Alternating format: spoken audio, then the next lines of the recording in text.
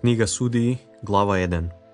После смртта на Исуса, израелевите синови го прашаа Господа: кој од нас ќе тргне прв на ханаанците, за да се бори против нив?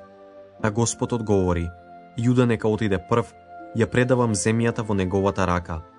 Тогаш Јуда му рече на брата си Симеона: дојди со мене во земјата што ми е доделена во наследство. Ќе војуваме против ханаанците, а потоа јас ќе се борам покрај тебе во твојата земја. И Симеон отиде со него. Јуда отиде, и Господ им ги предаде во рацете ханаанците и ферезејците, и погубија во Везек 10.000 луѓе. Во Везек го најдоа Адони Седек, удрија на него и ги поразија ханаанците и ферезејците. Кога Адони Седек почна да бега, го гонеа, го фатија и му ги отсекоа палците на рацете и нозете. Тогаш Адони Седек рече: 70 цареви со отсечени палци на рацете и на нозете собираат трошки под мојот стол. Како што правев, така Бог ми враќа. Го одведоа во Ерусалим и таму умре. Потоа јудините синови војуваа против Ерусалим. Го освоија, ги погубија со меч жителите и го изгореа градот. После тоа јудините синови тргнаа да се борат против ханаанците, кои живееа во Горието, во Негев и во Шефел. И Јуда отиде против ханаанците кои живееа во Хеврон. На Хеврон некогаш името му беше Киријат Арва, и таму ги поразија Сесаја, Ахимана и Талмаја. Оттаму отиде против жителите на Давир, што некогаш беше викан Киријат Сефер. И Халев рече: кој ќе го покори и ќе го заземе Киријат Сефер, ќе му ја дадам својата ќерка Ахса за жена. Го зазеде Готонил, син Кенезов, помалиот брат Халевов, и Халев му ја даде својата ќерка Ахса за жена. Кога му приде на мажот, тој ја наговори да бара полиња од татка си. Таа слезе од ослето а Халев ја праша: што сакаш? Таа му одговори: дај ми благослов. Кога ми даде крај во Негев, дај ми тогаш и некои извори. И Халев и ги даде горните и долните извори. Синовите на кенеецот Јотор, Мојсеевиот дедо, отидоа од палминиот град со јудините синови во јудината пустина, што е во Негев, на југ од Арад. Таму се населија меѓу амаликците. Потоа Јуда отиде со братот Симеон и ги погубија ханаанците кои живееа во Сефат и го предадоа на Херем на проклетство. Заради тоа градот беше наречен Орма, истребување. Исто Јуда успеа да ги заземе: Газа со низиното подрачје, Аскалон со неговото подрачје и Акарон со неговото подрачје. Господ беше со Јуда, па тој го освои Горието, но не можеше да ги изгони оние во низината, зашто имаа железни коли. Како што беше одредил Мојсеј, Хеврон му го дадоа на Халев, кој изгони оттаму 3 енакови сина. А Венијаминовите синови не успеа да ги изгонат евусејците кои живееа во Ерусалим. И така евусејците останаа во Ерусалим со Венијаминовите синови до денешен ден. И Јосифовото племе тргна против Ветил, и Господ беше со нив. Градот беше викан некогаш Луз. Согледувачите забележија човек како излегува од градот и му рекоа: покажи ни го влезот во градот, па ќе ти бидеме милостиви. Тој им го покажа влезот во градот и исекоа се со меч во градот, а оној човек го пуштија да си отиде со сето негово семејство. Човекот отиде во земјата на хетејците и таму изгради град и го нарече Луз. Така се вика уште и денес. Манаси не ги освои Ветсан и неговите села, ни Тахана и низините села.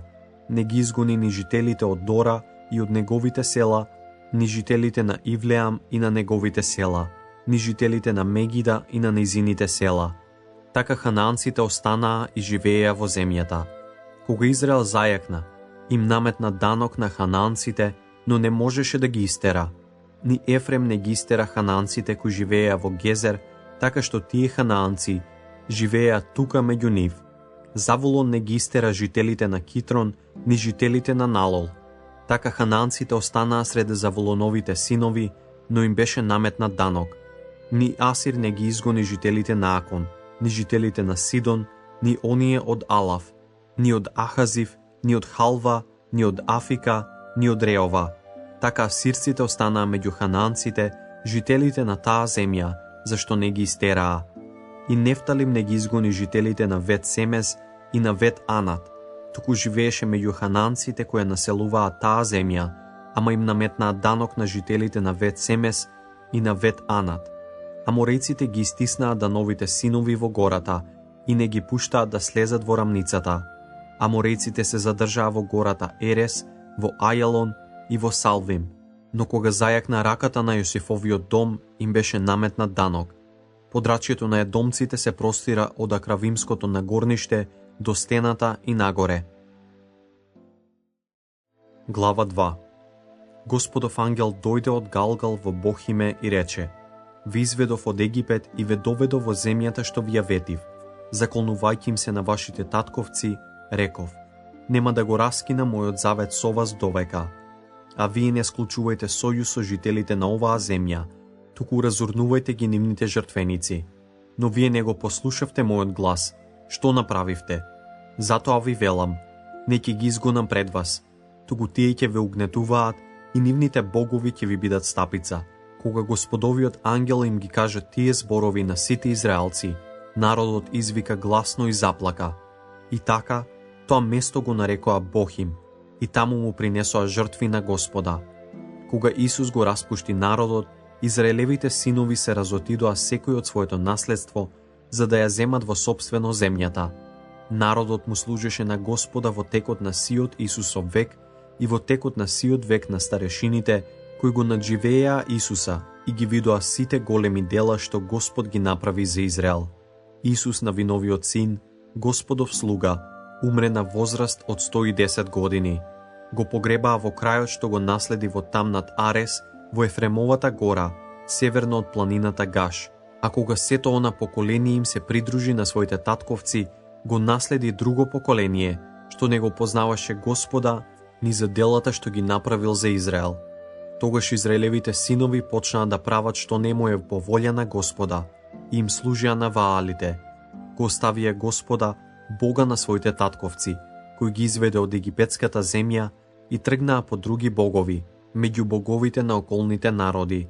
Им се поклонуваа, го разгневија Господа, отпаднаа од Господа за да им служат на Ваал и на Астарта. Затоа Господ го излеа својот гнев на Израел, ги остави на ограбувачите да ги ограбуваат, им ги предаде на непријателите наоколу, така што не можеа да им се спротиват. Што и да почнеа, Господовата рака се свртуваше против нив за нивна несреќа, како што им рече Господ и како што им се заколна, и така паднаа во голема неволја. Тогаш Господ почна да им издига судии, за да ги избавуваат од рацете на оние што ги ограбуваа. Но тие не ги слушаа ни своите судии, туку изневеруваа со други богови и им се поклонуваа. Бргу се отклонија од патот по кој одеа нивните татковци, слушајќи ги Господовите заповеди. Тие не правеа така.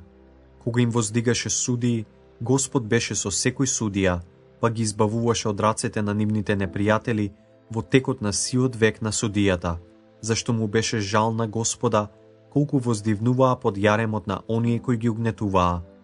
А кога ќе умреше судијата, тие пак паѓаа во поголема расипаност отколку нивните татковци. Одеа по други богови, им служеа и им се поклонуваа, не отстапувајќи од своите опаки дела и постапки. Тогаш Господ пламна со гнев против Израел и рече: затоа што овој народ го престапи мојот завет, што јас го воспоставив со нивните татковци, и не го послушаа мојот глас, ни јас од сега нема да изгонам пред нив ни еден од народите што Исус ги остави по својата смрт, за да го стави со нив на искушение Израел, дали ќе ги пазат или не Господовите патишта, како што ги пазеа нивните татковци. Затоа Господ ги остави тие народи и не ги изгони веднаш, ниту ги предаде во рацете на Исуса. Глава 3. Ова се народите што Господ ги остави, за да ги испита со нив израелевите синови, сите оние што не ги знаеа хананските војни. Тоа беше само во полза на поколенијата на израелевите синови, за да ја научат вештината на војување, барем оние што не ги знаеа поранешните војни. Останаа 5 филистејски кнезови и сите ханаанци, сидонци и евејци кои живееа на гората Ливанова, од гората Вал Ермон до влезот во Емат. Тие послужија за да биде проверен Израел, за да се види дали ќе ги пази заповедите на Господа, што Господ им ги даде на нивните татковци преку Мојсеја. Така израелците живееа среде ханаанците, хетејците, аморејците, ферезејците, евејците и евусејците се женеа со нивните ќерки и им ги даваа своите ќерки за нивните синови и им служеа на нивните богови. Израелевите синови правеа она што не му беше по волја на Господа. Го заборавија Господа својот Бог, за да им служат на Ваал и на Астартите. Тогаш Господ пламна со гнев на Израел и ги предаде во рацете на Хусан Рисатаим, едомски цар, и му служеа на Хусан Рисатаим 8 години. Тогаш израелците извикаа кон Господа, и Господ им воздигна избавител, Готонил, Кенезовиот син, помлад Халевов брат, за да ги ослободи. Господовиот дух слезе на него, и тој му стана судија на Израел, и го поведе Израел во бој. Господ му го предаде во рацете Хусан Рисатаим, едомскиот цар, и тој го победи Хусан Рисатаима. Од тогаш земјата беше во мир 40 години, и почина Готонил, Кенезовиот син. Израелците почнаа пак да прават она што е зло во Господовите очи. Затоа Господ му даде на Еглон, Моавскиот цар, сила над Израел, зашто правеа што е зло пред Господа. Еглон се обедини со Амоновите и со Амаликовите синови. Тргна против Израел, го порази и го освои палмениот град. Израелевите синови му служеа на Моавскиот цар Еглон 18 години. Тогаш израелците извикаа кон Господа, и Господ им подигна избавител, Аод, син на Гира од Венијаминовото племе, човек кој беше левичар, и го испратија израелците да му однесе данок на Еглона, Моавскиот цар. А Аод си направи меч со 2 острила, долг 1 лакот, и го опаша под облеката покрај десното бедро, и го однесе данокот на Еглона, Моавскиот цар. Еглон беше многу дебел. Откако го предаде данокот, Аод си отиде со луѓето кои го беа донесле данокот.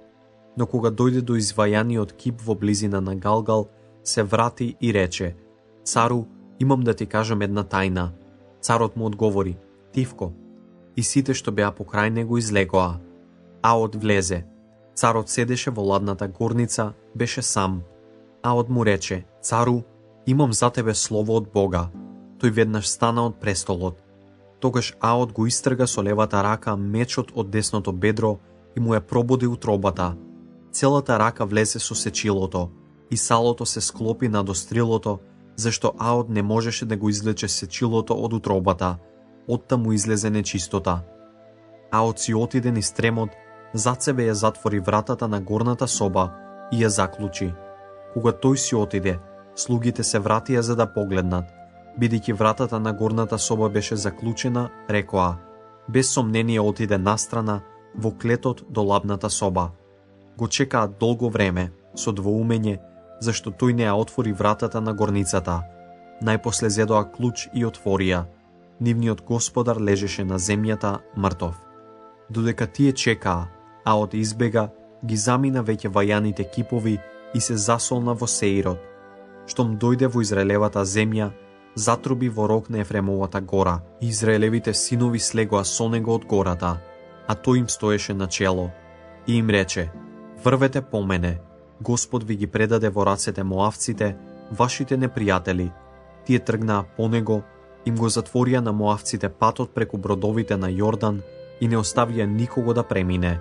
Погубија во тоа време околу 10.000 моавци, се крупни и храбри луѓе, и ниеден не им избега. Во тој ден моавците потпаднаа под Израелева рака, и земјата беше мирна 80 години. По него беше Самегар, синот Анатов.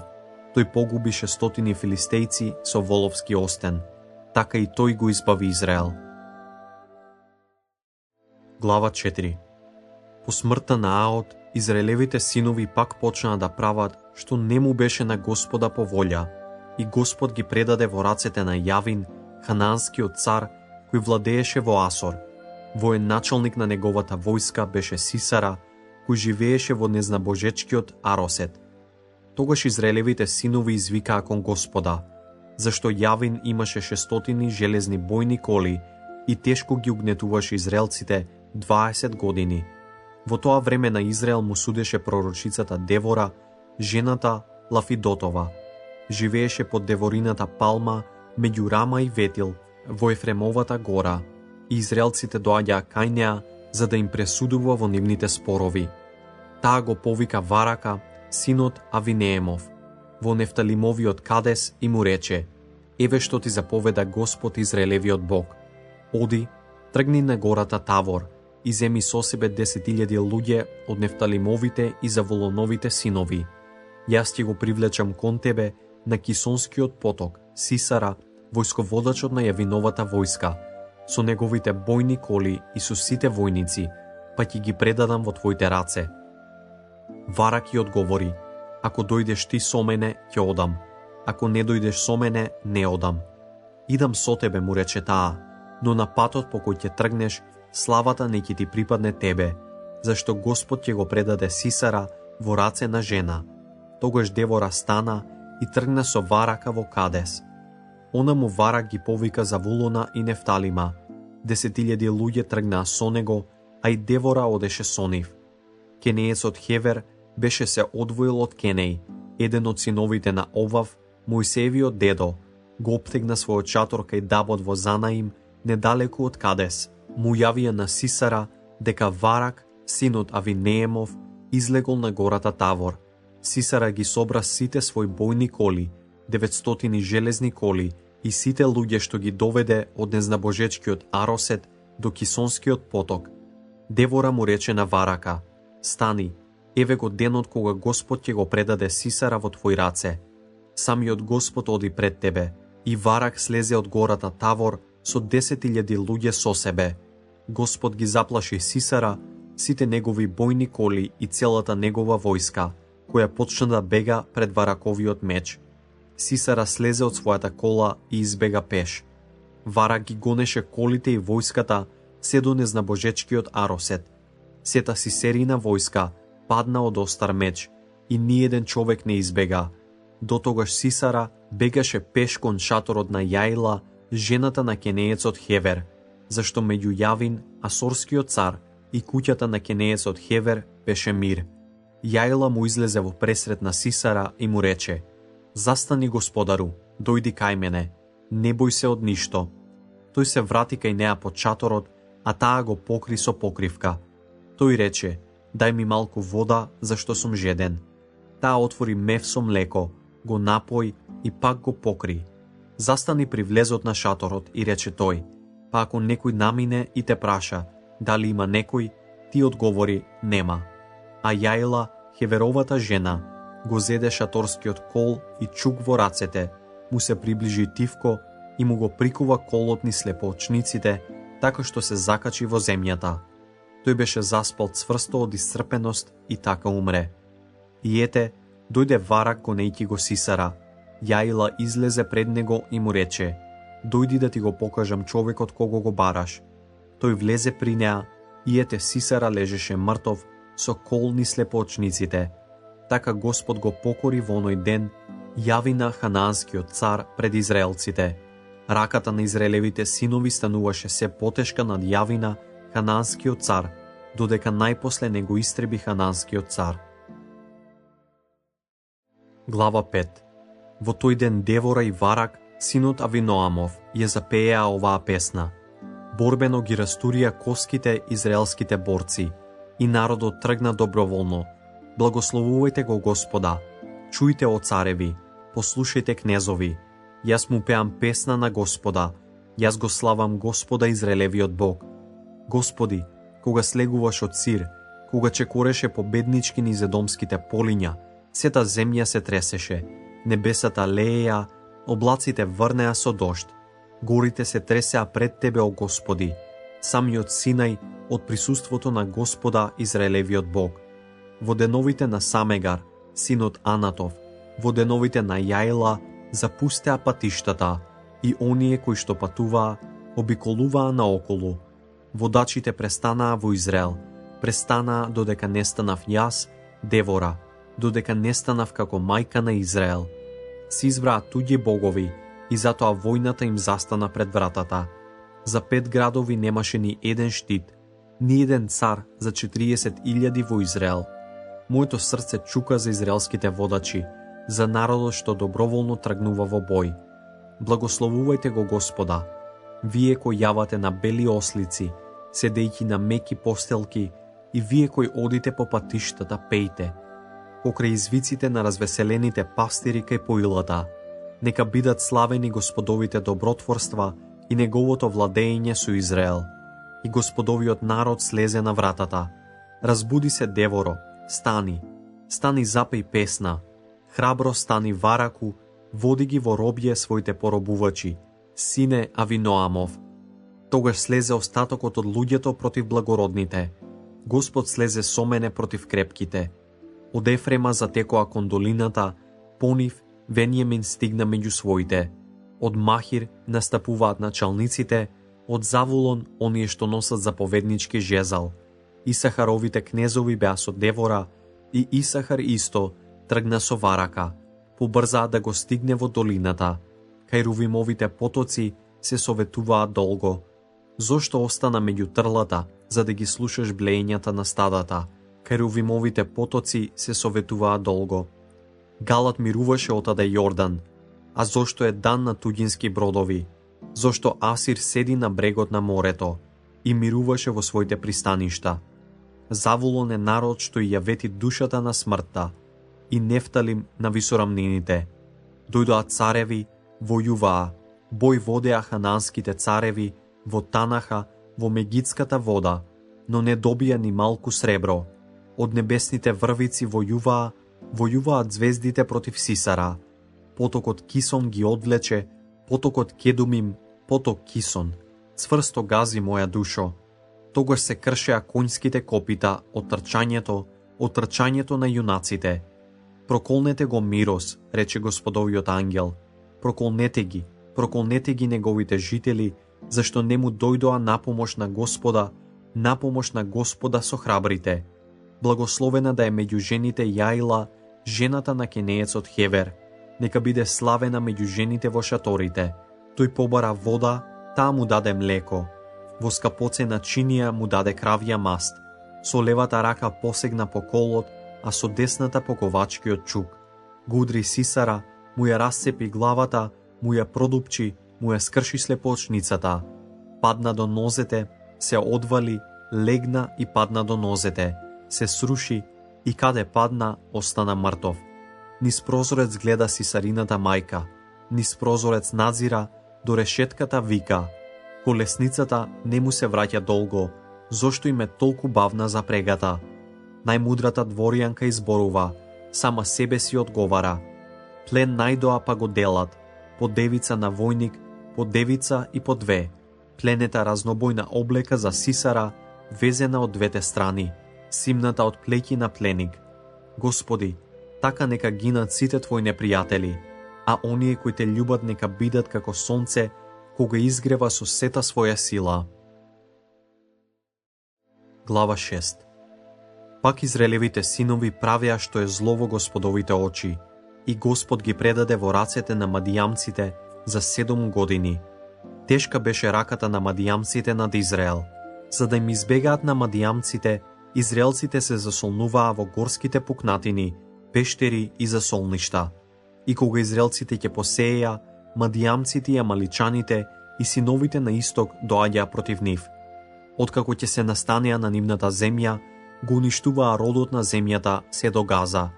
Не му оставаа на Израел за да се прехрани ни овца, ни коза, ни вол, ни осле, зашто доаѓаа со своите стада и со своите шатори во толкаво множество како скаколци.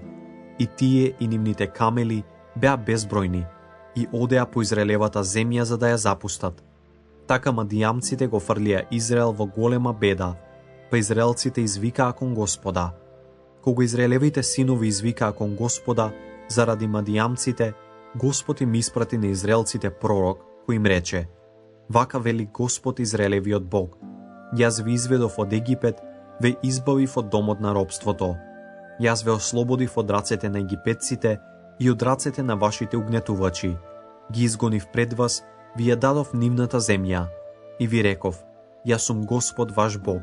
Не почитувајте ги боговите на аморејците, во чија земја живеете, но вие не го послушавте мојот глас. Господов ангел дојде и седна под дабот при Офра, што му припаѓаше на Јоас Авиезеров. Неговиот син Гедеон чукаше жито на гумното, за да го запази од мадијамците. И му се јави Господов ангел и му рече: Господ со тебе, храбар јунаку. Гедеон му одговори: Ох, Господару, ако е Господ со нас, зошто не најде се ова? Каде се сите оние негови чудеса, за кои ни раскажуваа нашите татковци говорејќи: не изведе ли Господ од Египет? А сега Господ не остави во рацете на мадијамците. Тогаш Господ погледна кон него и му рече: Оди со таа сила во тебе, и ќе го избавиш Израел од рацете на мадијамците. Јас те испраќам тебе. Но Господару, му одговори Гедеон, како ќе го избавам Израел? Мојот род е најмал во Манасиевото племе, а јас сум последен во куќата на мојот татко. Господ му рече: Јас ќе бидам со тебе, па ќе ги победиш мадијамците како еден човек. Гедеон му рече: Ако најдов милост во твоите очи, дај ми знак дека ти зборуваш со мене.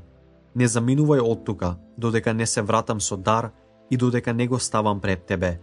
А тој одговори: Ќе останам додека не се вратиш. Гедеон отиде, сготви јаре и пресни лебови од ефа брашно, стави месо во кошницата и чорба во грнчето, па го донесе се тоа под дабот. Господовиот ангел му рече: Земи го месото и бесквасните лебови, стави ги на таа стена, а чорбата истурија. Тој направи така. Господовиот ангел го зеде жезалот што го држеше и со врвот ги допре месото и пресните лебови. Оган пламна од стената и ги спали месото и пресните лебови. Потоа Господовиот ангел исчезна од пред неговите очи. А Гедеон согледа дека тоа бил Господов ангел и рече: Ах, Господи, го видов Господовиот ангел лице во лице. Господ му одговори: Мир со тебе, не бој се, не ќе умреш. Гедеон му подигна жртвеник на Господа на тоа место и го нарече Јахве Шалом, Господ на мирот. Тој стои до денес во Авиезеровата Офра. Во истата ноќ Господ му рече: Земи од татка си згоен јунец, 7-годишен јунец, и разурни го валовиот жртвеник и исечи ги ашерите покрај него. Потоа подигни му жртвеник на Господа твојот Бог на врвот на таа горска стена и уреди го добро. Земи го јунецот и принеси паленица на дрвата на ашерите што ќе ги исечеш во горичката. Тогаш Гедеон зеде 10 луѓе од своите слуги и направи како што му заповеда Господ. Но бидејќи се плашеше од своето семејство и од граѓаните, го направи тоа ноќе. Кога граѓаните поранија утреден, а тоа разурнат валовиот жртвеник и исечени ашерите покрај него, а јунец жртвуван како паленица на нов олтар. И се прашуваа едни други: Кој го направи тоа? Испитаа, истражија, па рекоа: Гедеон, Јоасовиот син, го направи тоа. Тогаш граѓаните му рекоа на Јоас: Изведи го синот за да умре, зашто го разурна валовиот жртвеник и ги исече ашерите покрај него. Јоас им одговори на сите кои стоеја околу него: Зар вие ќе го браните Ваала? Зар вие ќе го спасувате? Кој го брани Ваала, ќе биде погубен пред утрешниот ден. Ако е тој Бог, нека се брани самиот од Гедеона, зашто му го разурнал жртвеникот. Во тој ден го нарекоа Гедеона Јеровал, зашто се зборуваше: самиот Ваал нека се пресмета со него, зашто му го разурна жртвеникот. Сите мадијамци, амаликци и синовите на исток се собраа и откако го поминаа Јордан, се влогорија во Израелската долина. Господовиот дух го укрепи Гедеона и тој затруби во рог и Авиезеровиот род застана зад него. Тој испрати гласници низ целото Манасиево племе, па и тие застанаа зад него. Испрати вестители и во племето Асирово, Завулоново и Нефталимово, па и тие им тргнаа во пресред. Гедеон му рече на Бога: Ако навистина сакаш да го ослободиш Израел со мојата рака, како што вети, еве ќе сложам овчо руно на гумно. Ако има роса само на руното, а ако земјата остане сува, тогаш ќе знам дека со мојата рака ќе го избавиш Израел како што вети. И бидна така, Гедеон порани утреден, па исцеди роса од руното, полна кофа вода. Пак Гедеон му рече на Бога: Не разгневувај се на мене, дека ќе ти проговорам уште еднаш. Дозволи ми уште овој пат да се обидам со руното. Само руното нека биде суво, а росата нека биде по сета земја. И Бог направи така во онаа ноќ. само руното остана суво, а росата падна по сета земја. Глава 7. Порани Јеровал, односно Гедеон, и сиот народ што беше со него, и се влогорија кај изворот Арод, а логорот на мадијамците се наоѓаше на север од неговиот, во подножјето на брегот море, во долината.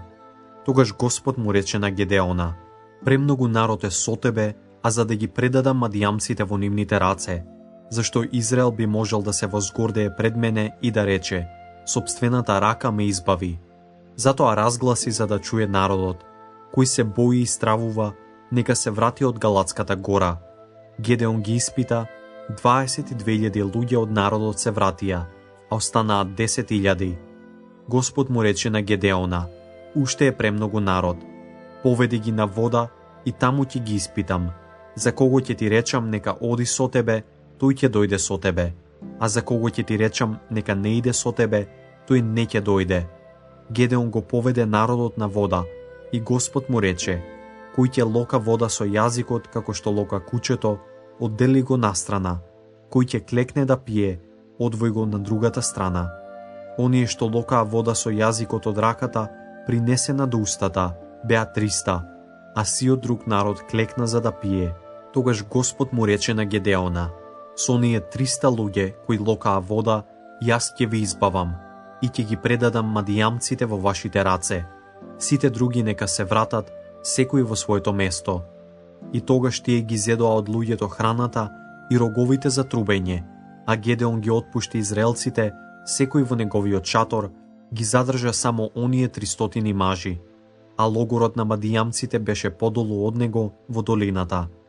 Во онаа ноќ Господ му рече: стани, нападни го логорот, зашто ти го предавам во рацете. Ако се боиш да нападнеш, најнапред слези во логорот со својот слуга Фура. Слушај што зборуваат, ќе се охрабриш и ќе го нападнеш логорот. Тој слезе со својот слуга Фура до првите стражари на логорот.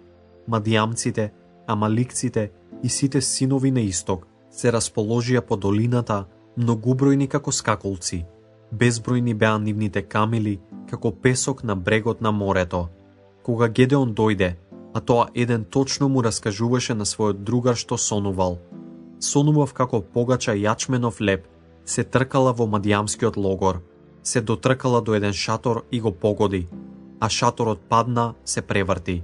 А другиот му одговори: не е тоа друго, туку мечот на Гедеона, синот Јоасов, израелец. Бог му ги предаде во рацете мадијамците и сиот логор. Кога Гедеон чу како оној го раскажа сонот и како другиот го протолкува, се поклони пред Господ, па се врати во израелевиот логор и извика: станете, зашто Господ ви го предаде во рацете мадијамскиот логор. Тогаш Гедеон ги подели своите 300 луѓе во 3 одреди. На секој човек му даде во раката рог за трубење, празна врчва и запалена борина во врчвата. Гледајте ме, им рече, и правете што ќе правам и јас. Кога ќе дојдам на работ на логорот, правете што ќе правам и јас. Кога ќе затрубам во рогот, јас и сите кои се со мене, тогаш трубете и вие во рогот околу сиот логор и викајте: за Господа и за Гедеона. Гедеон и 100 луѓе кои го придружуваа, дојдоа до работ на логорот. При почнување на средната ноќна стража, туку што ги поставија стражите, тие затрубија во роговите и ги скршија врчвите што ги имаа во рацете. Така 3 одреди затрубија во роговите. Во левата рака ги држеа запалените борини, а со десната рака роговите за да трубат, и почнаа да викаат: за Господа и за Гедеона. И секој стоеше неподвижно на своето место околу логорот. Тогаш сиот логор се разбуди и мадијамците викајки почнаа да бегаат. Додека оние 300 трубеа во роговите, Господ направи, па тие во логорот го свртија мечот еден против друг. И сета војска се разбега до Вет Асет, кон Зерерат, до Авел Меолскиот брег кај Тават, а израелците од коленото Нефталимово и Јасирово и од сето Манасиево колено се собраа и ги подгонија мадијамците. Гедеон испрати вестители по целата Ефремова гора да зборуваат: слезете пред мадијамците и заземете ги пред нив сите градови до Вет Вара и до Јордан. Сите луѓе од Ефремовото племе се одзваа и ги зазедоа бродовите на водата до Ветвара и до Јордан. И фатија двама мадијамски кнеза, Орива и Зива. Орива го убие на Сур Орива, Оривовата стена, а Зива кај Јакев Зива, Зивова теснина. Ги гонеа мадијамците и му ги донесоа на Гедеон главите на Орива и Зива отаде Јордан.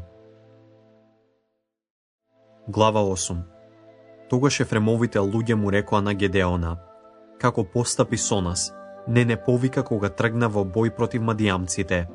И му приговорија жестоко. Тој им одговори: па што сум направил јас кога ќе се споредам со вас? Не е ли Ефремовото дособирање подобро од Авиезеровиот гроздобер? Господ ги предаде во вашите раце мадијамските кнезови Орива и Зива. Може ли да се споредува моето дело со она што го направивте вие? На тие зборови стивна нивниот гнев против него.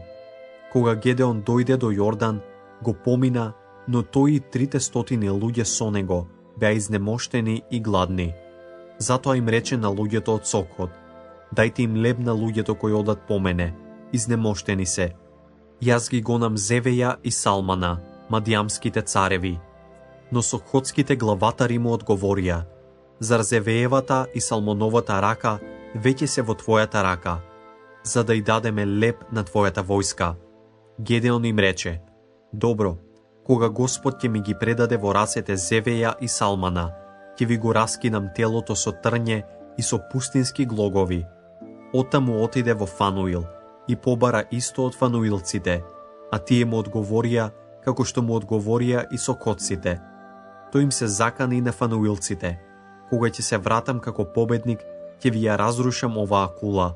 Зеве и Салман беа во Каркор, и нивната војска со нив околу 15.000 луѓе, што беа оставени од војската на синовите на исток, 120.000 војници паднаа.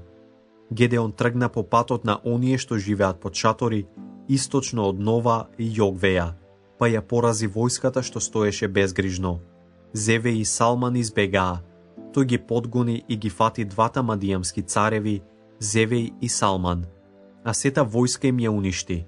По битката, Гедеон, синот Јоасов, се врати од војна преку Хареската на горница и фати еден млад човек од Сокот, па почна да го распрашува, а тој му ги напише имињата на сокотските кнезови и старешини, 77 луѓе. Потоа Гедеон отиде кај сокотците и рече: еве ги Зеве и Салман, заради кои ми се посмевнувавте мене, велејки: дали се Зевеевата и Салмоновата рака веќе во твојата рака, па да им дадеме леб на твоите изнемоштени луѓе? Ги фати градските старешини, набра пустински трња и глогови и ги казни со нив сокотците. Ја разурна фануилската кула и ги погуби жителите. Тогаш им рече на Зевеј и Салман: какви беа луѓето кои ги погубивте на Тавор? Личеа на тебе, одговорија, секој беше како царски син. Тоа беа мои браќа, синови на мајка ми, рече Гедеон. Господ е жив. Ако ги оставевте во живот, јас не би ве убил. Потоа му заповеда на својот првенец Етер: стани, погуби ги. Но детето не извлече меч, се боеше, уште беше младо.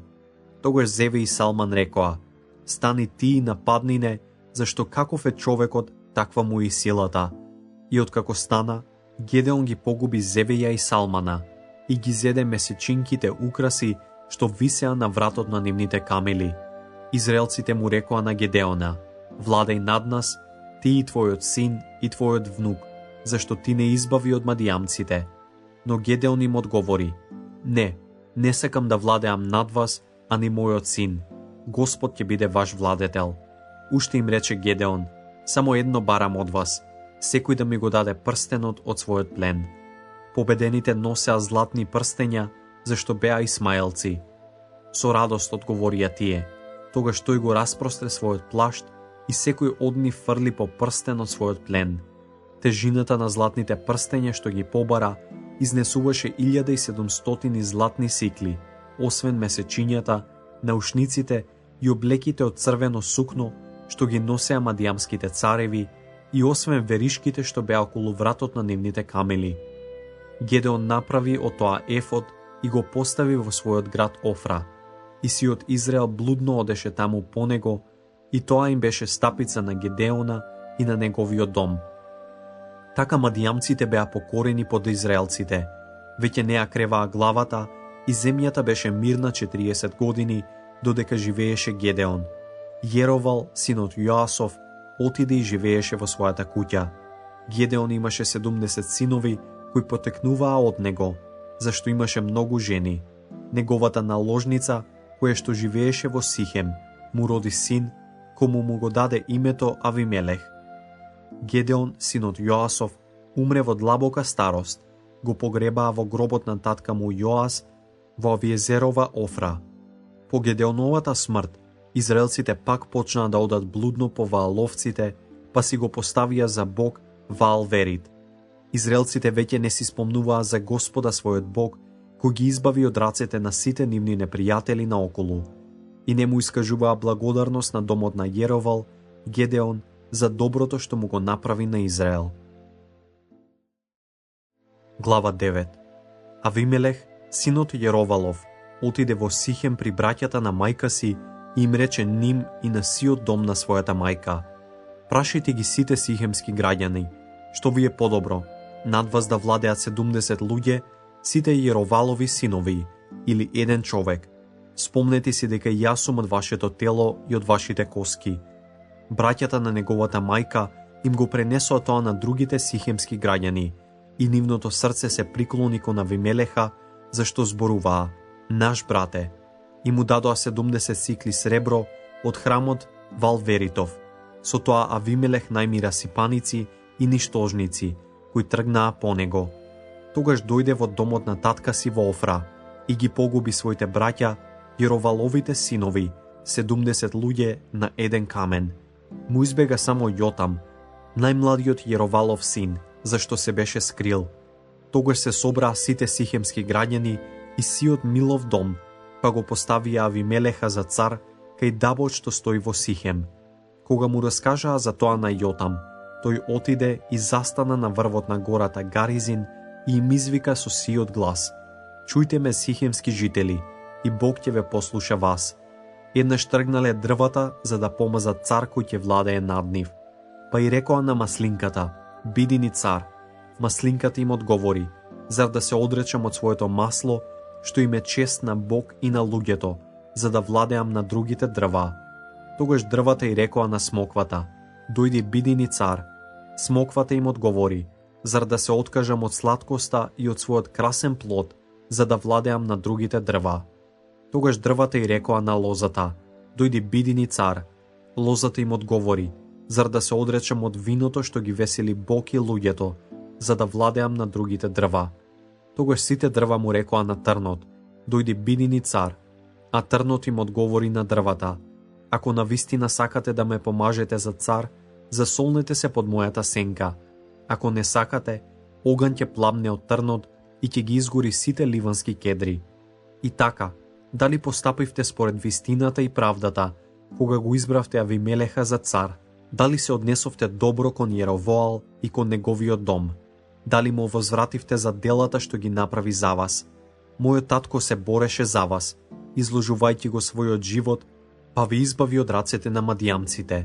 А вие денес станавте против домот на татка ми. Ги погубивте неговите синови, 70 луѓе на ист камен, и го направивте цар, нас, жителите на Сихем, Авимелех, синот на неговата робинка, затоа што е ваш брат. Ако денес постапевте според вистината и според правдата, со Јеровоал и со неговиот дом, радувајте се со Авимелеха, а тој нека се радува со вас. Ако не, оган нека излезе од Авимелеха и нека ги изгори жителите на Сихем и сиот Бет Мило, дом на Мило, и нека излезе оган од граѓаните на Сихем и од Миловиот дом, и нека го изгори Авимелеха. Тогаш Јотам избега, се засолна и дојде во Вир и остана таму, зашто се боеше од брата си Авимелеха. Авимелех царуваше над Израел 3 години. Тогаш Господ испрати дух на раздор меѓу Авимелеха и сихемските жители, и сихемските граѓани се побунија против Авимелеха, за да биде одмазден на тој начин злосторот направен над 70 Јеровалови синови, и за да падне нивната крв на нивниот брат Авимелех кој ги погуби и на жителите на Сихем кои му помогнаа да ги убие браќата. Сакајќи да му напакостат, сихемските жители поставија заседи по планинските врвови и го ограбуваа секого кој би поминал покрај нив по оној пат. Му го јавија тоа на Авимелеха. Гал, синот Еведов, дојде со своите браќа и се насели во Сихем, а сихемските жители имаат доверба во него. Откако отидоа во полето, во своите лозија, собираа грозија и го газеа, а потоа почнаа со веселба, влегоа во храмот на својот Бог, јадеа, пиеа и го проколнуваа Авимелеха. А Гал, синот Еведов, извика: кој е Авимелех за да му служиме? Зар не би требало Јероваловиот син и неговиот заменик Зевул да им служат на луѓето на Емор, Сихемовиот татко? Зошто ние да му служиме нему? О, кога би го имал овој народ во својата рака, би го протерал Авимелеха и би му рекол: зголемија својата војска и излези во бој. А кога градскиот началник Зевул научи што зборувал Гал, синот Еведов, се разгневи. Им испрати гласници на Авимелех и на Арум и им порача: еве Гал, синот Еведов, дојде во Сихем со своите браќа и ги бунтува граѓаните против тебе. Затоа стани ноќе, ти и народот што е со тебе, и застани во заседа во полето, а наутро, кога ќе изгрее сонцето, стани и удри на градот. Кога Гал и неговите луѓе ќе излезат пред тебе, ти направи со нив како што ќе може со твојата рака. Авимелех стана ноќе со сите своји луѓе и постави заседа околу Сихем во 4 одреди. Кога Гал, синот Еведов, излезе пред градската врата и застана, Авимелех и неговите луѓе се појавија од заседата. Гал ги здогледа луѓето и му рече на Зевула: не слегуваат луѓе од горските врвови. А Зевул му одговори: од сенките на планинските врвови ти се причинуваат луѓе. Гал проговори пак: не слегуваат луѓе од возвишението, а една чета доаѓа по патот од дубравата Меоним. Тогаш Зевул му рече: каде ти е сега јазикот? Па ти зборуваше: кој е Авимелех за да му служиме? Не се ли онаму луѓето што ти ги презре? Излези сега и бий се со Авимелех. И Гал излезе на чело на сихемските жители и се судри со Авимелех. Авимелех го подгони Гала и тој побегна пред него, и многу негови луѓе паднаа убиени до самата градска врата. Авимелех тогаш се врати во Арума, а Зевул ги истера Гала и неговите браќа, за да не живеат во Сихем. Утреден, народот излезе во поле и му го соопштија тоа на Авимелех. Тој ја зеде својата војска, ја подели во 3 одреди и постави заседа во полето. Кога ќе видеше како луѓето излегуваат од градот, се нафрлаше врз нив и ги погубуваше, додека Авимелех со својот одред удираше кај градската врата, другите 2 одреди се нафрлие врз оние кои беа во полето и така ги погубија. Авимелех го обсадуваше градот цел ден. Откако го зазеде, ги погуби сите жители, го разорна градот и посеа сол по него.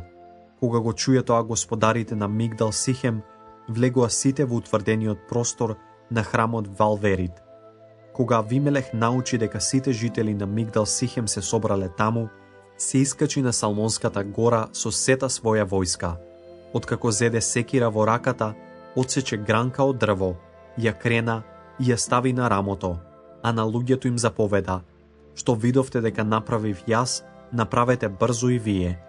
И сите луѓе пресекоа по гранка за себе, а потоа тргнаа по Авимелеха, ги нафрлија гранките пред тврдината и ја запалија со оган со нивна помош. Така умреа сите луѓе на Мигдал Сихем, Сихемска тврдина, околу 1000 мажи и жени. Потоа Авимелех тргна против Тевес, го обседна и го освои. Таму имаше среде град стражарница, каде се засолнаа сите мажи и жени и сите градски жители. Откако ја затворија вратата зад себе, се искачија на покривот на стражарницата. Авимелех дојде до стражарницата и ја нападна. Додека ја пристапуваше на вратата за да ја изгори со оган, една жена му фрли млински камен на главата и му го скрши черепот. Тој го повика брзо својот слуга, оруженосецот, и му рече: истргај го мечот и уби ме, за да не се зборува за мене, жена го уби. Неговиот слуга го прободе, па тој умре. Кога израелците видоа дека Авимелех е мртов, сите се вратија во своите места. Така Бог му плати на Авимелеха за злото, што тој му го стори на татка си, убивајќи 70 своји браќа. И сите зли дела на сихемските мажи, Бог ги сврте врз нивните глави, и така ги стигна проклетството на Јотам, синот Јеровалов. Глава 10. По Авимелеха стана Тола, синот Фуев, син Додов, за да го избави Израел. Тој беше од Исахаровото племе, а живееше во Самир, во Ефремовата гора. Му беше судија на Израел 23 години, а кога умре, го погребаа во Самир. По него стана галатецот Јаир, кој му беше судија на Израел 22 години. Имаше 30 синови, кои јаваа на 30 ослиња и имаа 30 градови, што се наречени до денешен ден Јаирови села, а се наоѓаат во галатската земја. Кога умре Јаир, го закопаа во камон. Израелевите синови продолжија да прават зло пред Господовите очи. Им служеа на Ваалите и на Астартите, на арамејските богови и на сидонските богови, на боговите на моавците и на боговите на филистејците, а го напуштија Господа и веќе не му служеа. Тогаш Господ пламна со гнев и ги предаде во рацете на филистејците и амонците. Од тогаш тие ги угнетуваа и ги измачуваа израелците 18 години. Сите израелци кои живееа отаде Јордан во аморејската земја што е во Галад. Потоа амонците поминаа преку Јордан, за да завојуваат и против Јуда и Венјамин, и против Ефремовиот дом, па Израел се најде во голема неволја. Тогаш израелевите синови извикаа кон Господа велејки: грешевме кон Тебе, зашто го оставивме Господа нашиот Бог, за да им служиме на Ваалите. А Господ им одговори на израелците: нели ве угнетуваа египетците и аморејците, амонците и филистејците, сидонците, амаликците и маонците? Но кога извикавте кон мене, нели ве избавив од нивните раце? А вие ме оставивте мене и почнавте да им служите на други богови. Заради тоа не ќе ви избавам веќе. Одете и викајте им за помош на оние богови што сте ги избрале. Тие нека ви избават од вашата неволја. Израелевите синови му одговорија на Господа: согрешивме, прави со нас што ти е угодно, само избави не денес. И ги отстранија туѓите богови и почнаа пак да му служат на Господа, а Господ веќе не можеше да трпи израелците да патат. Кога амонците се собраа и се влогорија во Галад, се собраа израелците и се влогорија во Миспа. Тогаш народот и галатските началници си рекоа едни на други: кој човек ќе не поведе во бој против амонците, нека биде началник на сите жители на Галад. Глава 11. Галадецот Јефтај беше храбар војник. Блудница го роди, а татко му беше Галад. Но на Галад и на неговата жена им се родија синови, па кога пораснаа синовите на жената, го избркаа Јефтаја велејќи му: не ќе добиеш наследство од нашиот татко, зашто си син на жена туѓинка. Затоа Јефтај побегна од своите браќа и се насели во земјата Тов. Таму, околу него се собра група бескуќници, кои плячкосуваа со него. По некое време амонците завојуваа против Израел. Кога амонците го нападнаа Израел, галатските старешини тргнаа да го бараат Јефтаја во земјата Тов. Дојди, му рекоа: биди ни војвода, да војуваме против амонците. Но Јефтај им одговори на галатските старешини: нели вие ме мразевте и нели ме изгонивте од куќата на татка ми? Зошто доаѓате сега при мене, а кога сте во неволја? Галатските старешини му рекоа на Јефтај: затоа дојдовме при тебе. Дојди со нас, поведи војна против амонците и ќе ни бидеш главатар нам и на сите во Галад. Јефтај ги праша галатските старешини: ако ме одведете назад за да војувам против амонците, па ако Господ ми ги предаде мене, ќе бидам ли ваш главатар? Господ нека биде сведок меѓу нас, му одговорија на Јефтаја градските старешини, дека ќе постапиме според твоето слово. И Јефтај отиде со старешините на Галад. Народот го постави за свој главатар и војвода, а Јефтај ги повтори сите своји услови пред Господа во Миспа. Тогаш Јефтај му испрати пратеници на царот на амонците со порака: што има меѓу тебе и мене, па си дошол да војуваш против мојата земја? Царот на амонците им одговори на Јефтаевите посланици: Во времето кога излегуваше од Египет, Израел ја зазеде мојата земја од Арнон до Јавок и до Јордан. Затоа сега врати ми ја доброволно. Јефтај повторно му испрати пратеници на царот на амонците и му порача: Вака зборува Јефтај: Израел не зеде ни Моавска ни Амонска земја. Туку откако излезе од Египет, Израел помина преку пустината до Црвеното море и дојде до Кадис. Тогаш Израел му испрати пратеници на едомскиот цар со молба: Сакам да поминам низ твојата земја. Но едомскиот цар не ги послуша. Ги испрати и при Моавскиот цар, но и тој не сакаше, та Израел остана во Кадис. Потоа преку пустината ги заобиколи едомската и Моавската земја и дојде на исток од Моавската земја. Народот постави логор од онаа страна на Арнон, не преминувајќи границата на Моав, зашто Арнон беше Моавска меѓа. Потоа Израел му испрати пратеници на Сион, аморејскиот цар, кој владееше во Есевон, и му порача: Пушти ме да поминам низ твојата земја до местото што ми е одредено. Но Сион не го пушти Израел да помине преку неговото подрачје, туку ја собра сета своја војска што беше влогорена во Јаса и зафати бој со Израел. Господ Израелевиот Бог ги предаде Сиона и сета негова војска во рацете на Израел, кој ги порази. Та Израел ја завладеа сета земја на аморејците, кои го населуваа тоа подрачје. Така ја завладеа сета земја на аморејците од Арнон до Јавок и од пустината до Јордан. И сега кога Господ Израелевиот Бог ги протера аморејците пред својот народ Израел, ти би сакал да не избркаш. Зар не е твое она што твојот Бог Хемос им го одзеде на старите собственици? Така и се она што Господ нашиот Бог им го одзеде на старите собственици, ние го имаме сега во собственост. Во што си ти подобар од Моавскиот цар Валак, синот Сефоров? Дали и тој спореше со Израел? Дали тој војуваше против него, кога Израел се насели во Есевон и во неговите села, во Ароир и во неговите села, а така и по сите градови на брегот на Јордан? Еве, веќе 300 години. Зошто тогаш не ги одзедовте? Јас не ти сгрешив тебе, туку ти ми правиш неправда војувајќи против мене. Господ, судијата, нека пресуди денес меѓу Израелевите синови и Амоновите синови. Но царот на амонците не ги послуша зборовите што му ги испрати Јефтај. Господов дух дојде на Јефтај, па тој помина низ Галадовото и низ Манасиевото племе, помина низ Галатска Миспа, а од Галатската Миспа дојде зад амонците. И Јефтај му се заветува на Господа: Ако ми ги предадеш амонците во раце, првиот кој ќе излезе низ вратата на мојата куќа за да ме пресретне, кога ќе се враќам како победник од бојот со амонците, ќе биде Господов и него ќе го принесам како паленица. Јефтај тргна против амонците за да ги нападне и Господ ги предаде во неговите раце. И Јефтај ги порази од Ароир до близу Минд, во 20 градови и се до Авел Керамим. Тоа беше нивни голем пораз и амонците беа покорени пред Израел. Кога Јефтај се врати дома во Миспа, ете во пресрет му излезе ќерката, играјќи при звуци на тапани.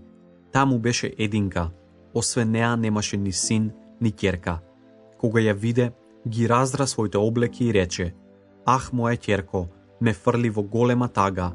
Зар токму ти требаше да ми донесеш несреќа? Те заветував на Господа и не можам да го одречам заветот. Таа му одговори: Татко мој, ако си му направил завет на Господа, стори со мене како што си се заветувал, зашто Господ ти даде да им се одмаздиш на амонците, на своите непријатели. Тогаш го замоли татка си: Исполни ми ја оваа молба. Пушти ме да бидам слободна 2 месеци, ќе скитам по горите со моите другарки и ќе оплачувам мојата девственост. Оди, и рече тој, и ја пушти за 2 месеца. Таа отиде со своите другарки и ја оплакуваше својата девственост по горите. Кога поминаа 2 месеца, таа се врати при таткото и тој го исполни врз неа заветот што го беше направил и никогаш не беше запознала маж. Од тогаш стана обичај во Израел секоја година израелевите ќерки да отидат и да ја оплакуваат ќерката на галадецот Јефтај 4 дена во годината. Глава 12. Тогаш се собраа луѓе од Ефремовото племе, го поминаа Јордан при патот кон Сафон и му рекоа на Јефтај: Зошто отиде во бој против амонците, а нас не повика да дојдеме со тебе? Ќе ти ја изгориме куќата заедно со тебе. Јефта им одговори: имавме голем спор, јас и мојот народ, и амонците не угнетуваа тешко. Ве повикав на помош, но вие не ме избавивте од нивните раце. Гледајќи дека нема кој да ме спаси, го ставив животот на жрепка, отидов сам против амонците и Господ ми ги предаде во рацете. И така, зошто тргнавте денес да војувате против мене?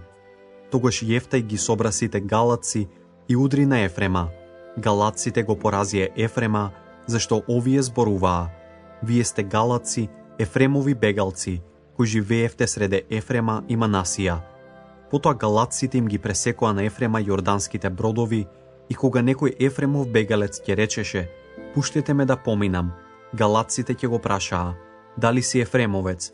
Ако тој речеше: не сум, тие му велеа: ајде речи Шиболет. Тој велеше Сиболет, зашто не можеше да изговори добро. Тогаш тие го фаќаа и го погубуваа при јорданските плиткости.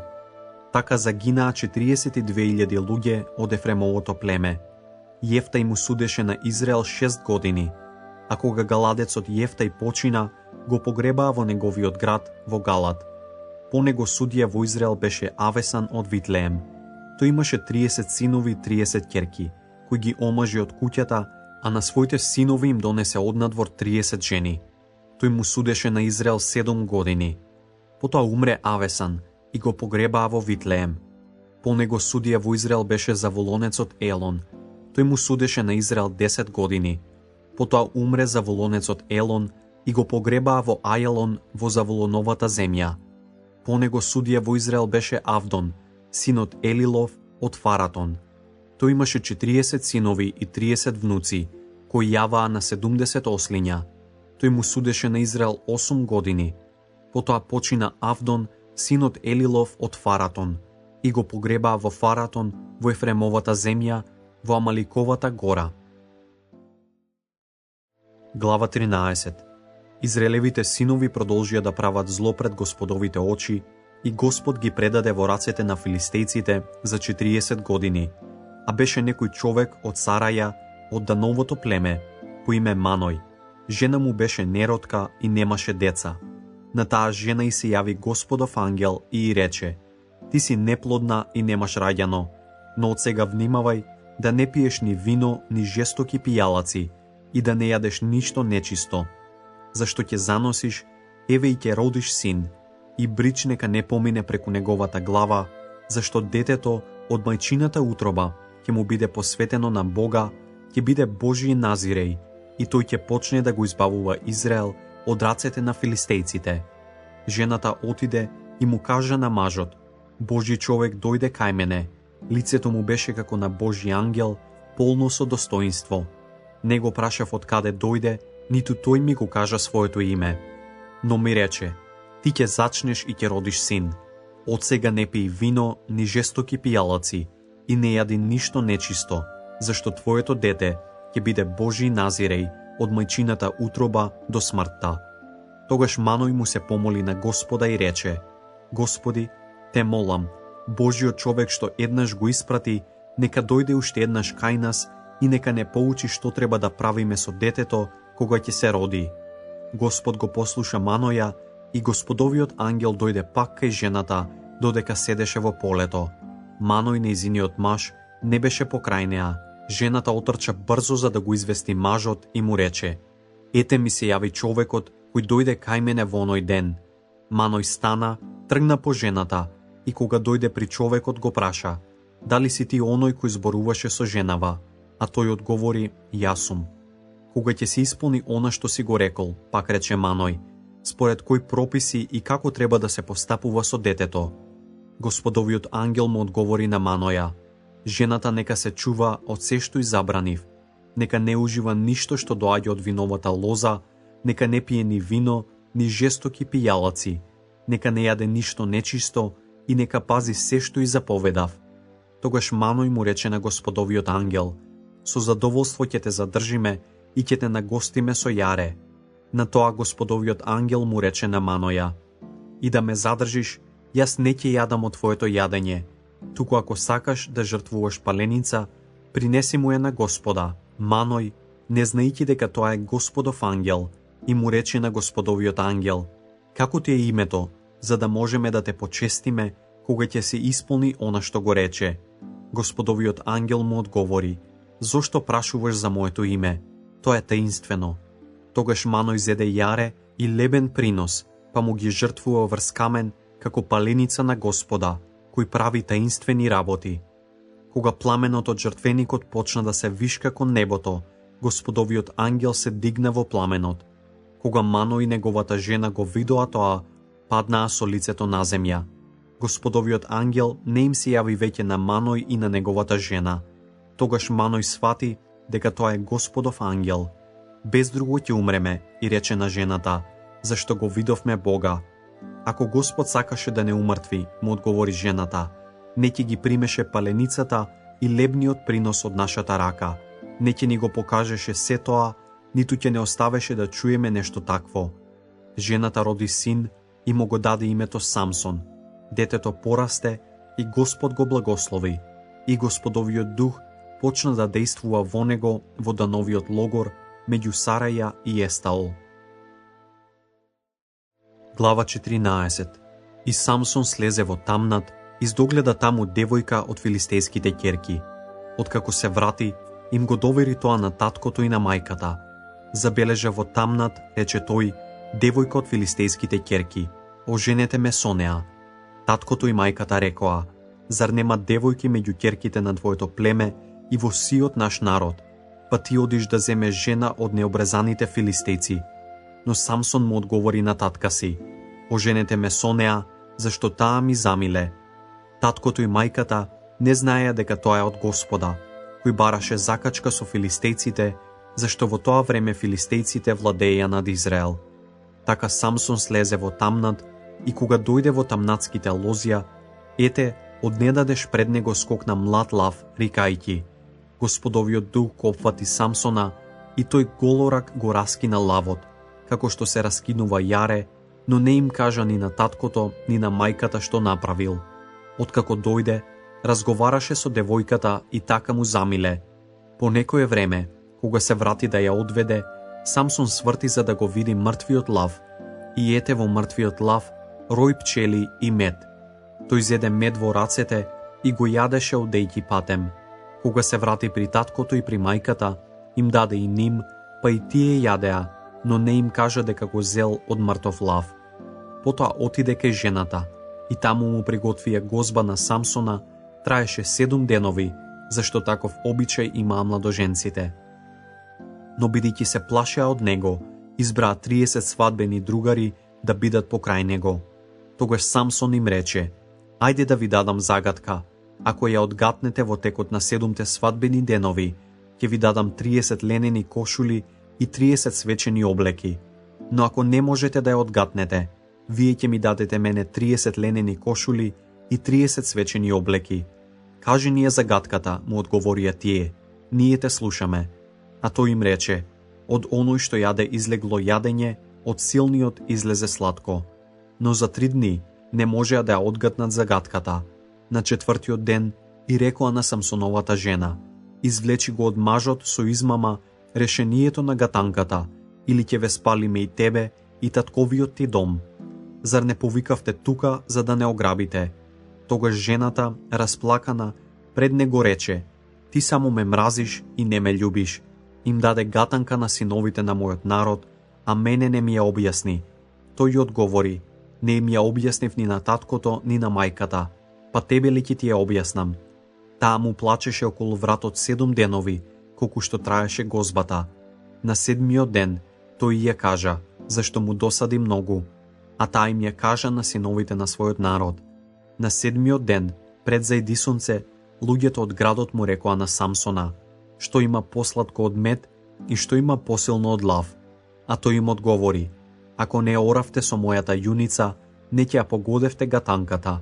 Тогаш Господов дух дојде на него, па тој слезе во Аскалон и таму уби 30 луѓе, им ја зеде облеката и им даде свечени облеки на оние кои ја одгатнаа гатанката, а тогаш сиот гневен се врати во татковата куќа.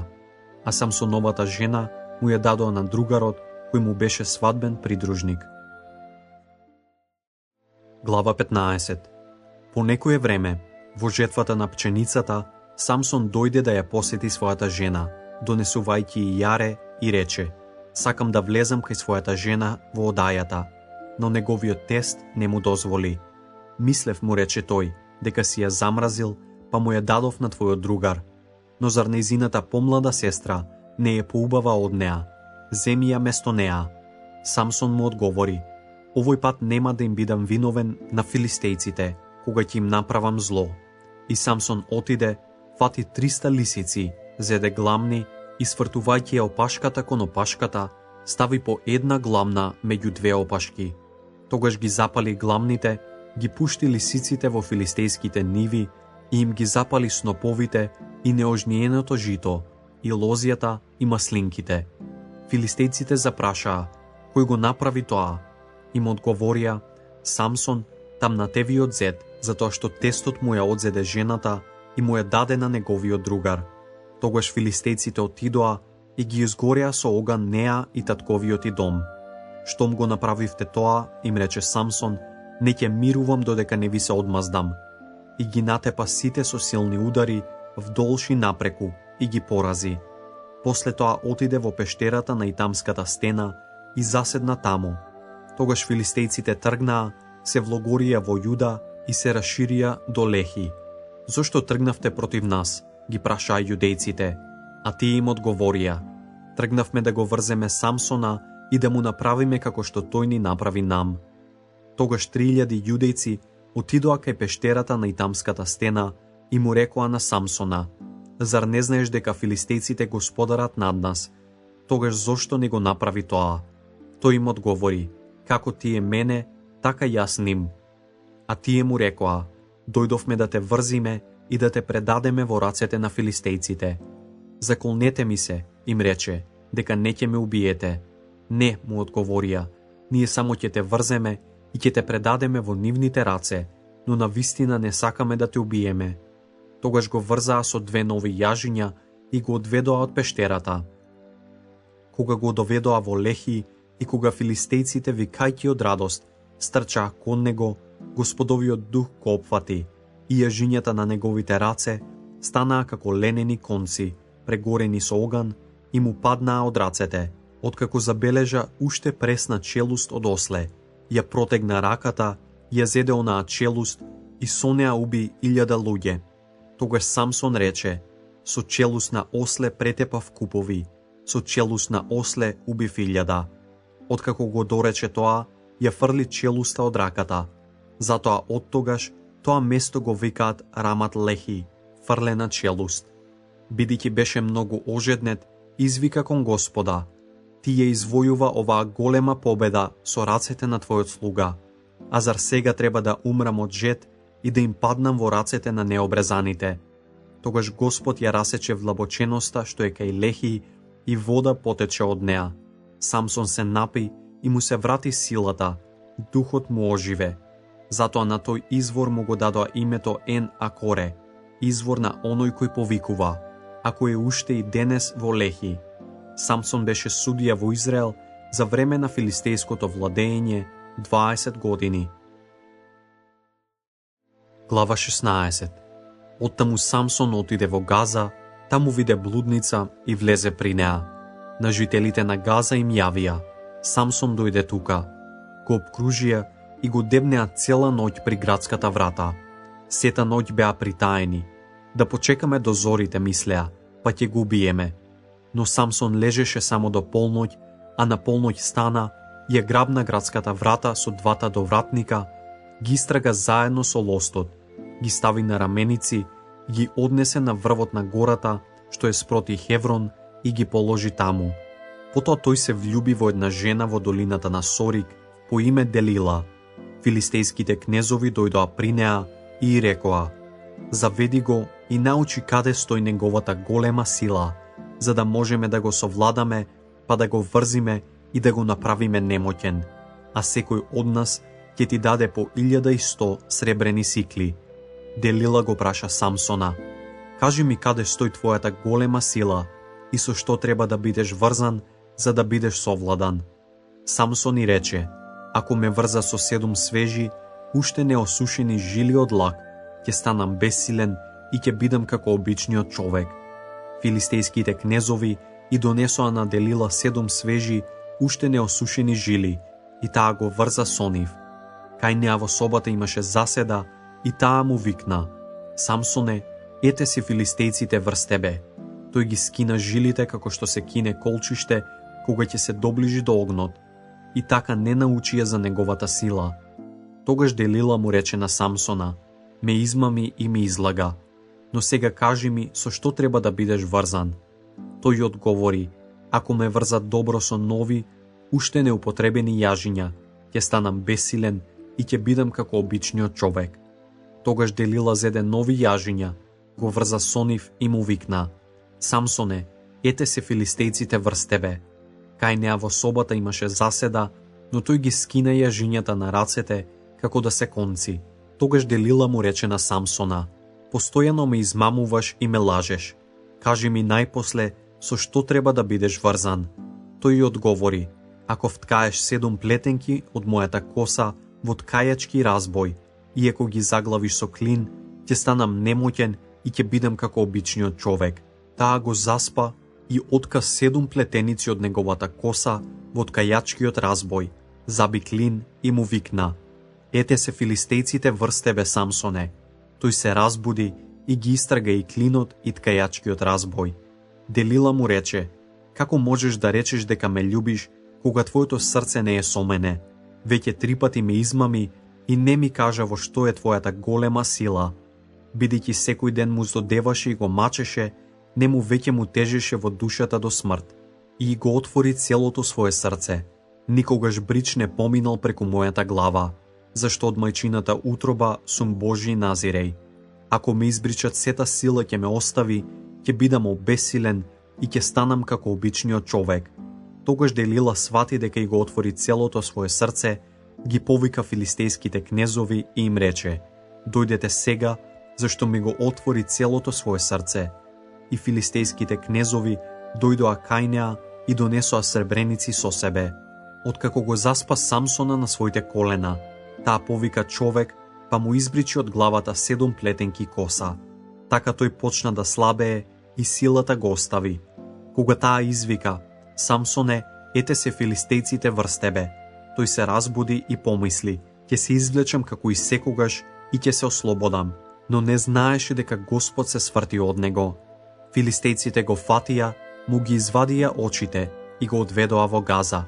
Го оковаа со двојни бронзени вериги, та вртеше мелница во темницата, но косата почна пак да расте, каде му ја избричија. Филистејските кнезови се собраа да му принесат голема жртва на својот бог Дагон и да се повеселат. Тие зборуваа: нашиот бог ни го предаде во рацете нашиот непријател Самсон. А народот, откако го виде, почна да го фали својот бог, па воскликнуваа во негова чест, велејки: нашиот бог ни го предаде во рацете нашиот непријател Самсон, кој ни ја запустуваше земјата и кој погуби многу од нас. Кога срцето им заигра, извикаа: доведете го Самсона за да не забавува. И го доведоа Самсона од темницата и тој ги веселеше нив, а потоа го ставија меѓу столбовите врз кои се крепеше зградата. Тогаш Самсон му рече на детето кој го водеше за рака: води ме и помогни ми да ги напипам столбовите врз кои се крепи зградата, за да се потпрам врз нив. А куќата беше полна со мажи и жени. Тука беа и сите филистејски кнезови, а на покривот 3000 луѓе, кои гледаа како ги развеселува Самсон. Самсон извика кон Господа: Господи, Господи, спомни си за мене и дај ми сила, само уште сега, за да им се одмазнам на филистејците за двете очи. И Самсон ги напипа двата средни столба, врз кои лежеше зградата, се потпре на нив, со десната на едниот, а со левата на другиот, и извика: нека загинам со филистејците. И напна со сета сила и ја урна зградата врз кнезовите и врз сиот народ што се наоѓаше таму. Повеќе ги уби умирајќи, отколку што ги истепа во животот. Потоа неговите браќа и сиот дом на неговиот татко дојдоа, го зедоа и го однесоа, и го погребаа меѓу Сараја и Естаол, во гробот на Маној, неговиот татко. Тој му судеше на Израел 20 години. Глава 17. Во Ефремовото племе имаше човек по име Миха. Тој рече на мајката: 1100 сребрени сикли што ти беа украдени и заради кои изусти клетва, моите уши ја чуја, тие сребреници се кај мене, јас ги зедов. Мајка му одговори: Господ да те благослови, сине мој. И Миха и врати 1100 сребрени сикли. А мајка му рече: тие сребреници му ги посветив на Господа од својата рака за тебе, сине мој, за да биде изработен за тоа режан или леан лик. И еве, затоа ги давам. Мајката зеде 200 сребрени сикли и му ги даде на златарот. Тој направи од нив режан и леан кип, што го поставија во Михината нова куќа. Тој му изгради светилиште, потоа направи ефод, наплетник и терафим куќни идоли, па ги посвети еден од своите синови за да му биде свештеник. Во тоа време немаше цар во Израел и секој работеше што сакаше. Беше еден млад човек од Витлеем во Јуда, од јудиното племе, беше левит и престојуваше таму како придојденик. Тој човек си отиде од градот Витлеем во Јуда, за да се настани во некое згодно место како придојденик. Патувајќи дојде до Михината куќа во Ефремовата гора. Миха го праша: од каде доаѓаш? Јас сум левит од јудиниот Витлеем, му одговори тој, и патувам да се настанам некаде. Остани кај мене, му рече Миха, и биди ми татко и свештеник, а јас ќе ти давам по 10 сребрени сикли годишно, облека и храна. И левитот влезе. Левитот се согласи да остане кај него и младиот човек му беше како еден од синовите. Миха го посвети левитот за свештеник, младиот човек стана негов свештеник и живееше во Михината куќа. Сега знам, рече Миха, дека Господ ќе ми направи добро кога имам левит за свештеник. Глава 18. Во она време немаше цар во Израел. Тогаш Дановото племе бараше земја каде да се насели, зашто до тој ден не им падна наследство меѓу израелевите колена. Затоа Дановците испратија 5000 луѓе од своето племе, луѓе особено храбри, од Сараја и од Естаол, за да ја извидат и за да ја запознаат земјата. И им рекоа: одете, извидете ја земјата. И тие дојдоа во Ефремовата гора до Михината куќа и заноќија таму. Бидејќи беше близу до Михината куќа, го познаа гласот на младиот левит, навратија таму па го прашаа: кој те доведе ваму? Што правиш тука? И зошто си тука? А тој им одговори: Миха направи така и така за мене. Тој ме глави, а јас му служам како свештеник. Прашај го Бога, му рекоа, да знаеме дали ќе ни успее патот по кој одиме. Одете во мир, им одговори свештеникот. Патот по кој што тргнавте е по Господова волја. Тогаш оние 5000 отидоа и стигнаа во Лаис и видоа дека народот што е во него живее без страв, според обичајот на сидонците, безгрижно и мирно, дека имаат се што раѓа земјата, дека се далеку од сидонците и дека немаат никакви односи со други. Кога се вратија при своите браќа во Сараја и во Естаол, браќата ги прашаа: што научивте? Тие одговорија: на нозе, да се нафрлиме врз нив. Земјата што ја видовме е многу добра. Овие мрзливци, не се двоумете да се нафрлите за да ја освоите земјата. Кога ќе дојдете, ќе најдете таму безгрижен народ. Земјата е пространа, Бог го предава во ваши раце местото што не е скудно во ништо што раѓа земјата. Така оттаму тргнаа 600 вооружени луѓе од Дановото племе, од Сараја и од Естаол. Тргнаа и се влогорија во Киријат Јарим во Јуда. Затоа тоа место се вика до денешниот ден Махане Дан, Данов логор, а се наоѓа западно од Киријат Јарим. Оттаму се запатија во Ефремовата гора и дојдоа до Михината куќа. А оние 5000 кои беа отишле да ја согледуваат земјата, им рекоа на своите браќа: знаете ли дека во куќава имаат наплетник, терафим и леан кип? Сега внимавајте што ќе правите. Завртувајќи, тие влегоа во куќата на младиот левит, во Михината куќа, и го поздравија. И додека 600 вооружени луѓе од Дановите синови стоеа пред вратата, оние 5000 кои отидоа да ја извидат земјата, влегоа, ги зедоа на плекникот, терафимот и леаниот кип, а свештеникот стоеше на прагот покрај 600 вооружени луѓе. Кога влегоа во михината куќа и ги зедоа на плекникот, терафимот и леаниот кип, свештеникот им рече: "Што правите?" Молчи му одговорија: "Стави ја раката на уста и дојди со нас. Ќе ни бидеш татко и свештеник. Зар ти е подобро да бидеш свештеник во куќата на еден човек, отколку да бидеш свештеник на едно племе и род во Израел?" Свештеникот се зарадува, тој ги зеде на плекникот, терафимот и режаниот и леан кип, па отиде со луѓето. Се вратија на патот по кој што тргнаа. Отидоа откако ги пуштија напред жените и децата, добитокот и скапоценностите. Веќе беа далеко од михината куќа, кога ете луѓето кои живееа во соседните куќи до михината се узбунија и тргнаа во потера по дановците. Кога почнаа да викаат по дановите синови, тие се обцрнаа и му рекоа на Миха: "Што ти е? Што се собравте?" Тој одговори: "Ми го зедовте Богот, кого што си го направи за себе, и свештеникот, па си отидовте. А што ми останува мене? И уште велите, што ти е?" Дановите синови му одговорија: "Да не те чуеме веќе, зашто гневни луѓе може да удрат на вас, па ќе ги упропастиш себе си и својата куќа." Дановите синови отидоа натаму, а Миха, гледајќи дека се посилни од него, се заврте и се врати дома.